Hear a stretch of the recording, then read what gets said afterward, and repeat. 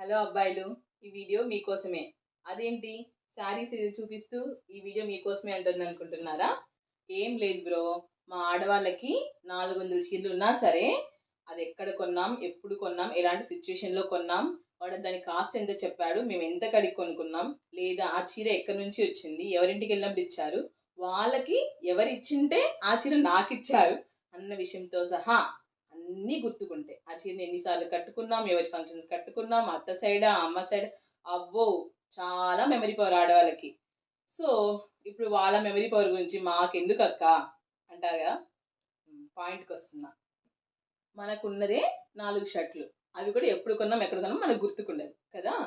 So point ఏంటంటే, ఆడవాళ్ళకి చీరల్లోనే అంత మెమరీ పవర్ ఉన్నప్పుడు మీరు అనే మాటలు, మీరు చేసే చేష్టలు ఇంకెంత బాగా ఉండాలి కదా. సో పెళ్ళైన కొత్తలు ఏమవుతుందంటే పగ్గాలు మీ చేతిలో ఉంటాయన్నమాట. అంటే అమ్మ ఏమనుకుంటుందో, అక్క ఏమనుకుంటుందో అన్న ఉద్దేశంతో మనం భార్యని, భార్య తరపు బంధువుల్ని అందరినీ అనేస్తాం బాగా, ఎందుకంటే మనదే పై చేయి కదా.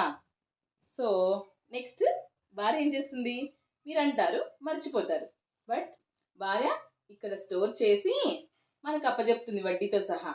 ఎప్పుడో తెలుసా, మీ అమ్మ నాన్న మంచం మీద పడినప్పుడు, మీరు మంచం మీద పడినప్పుడు, ఛాన్స్ దొరికినప్పుడు, తనకి అప్పర్ హ్యాండ్ వచ్చినప్పుడు.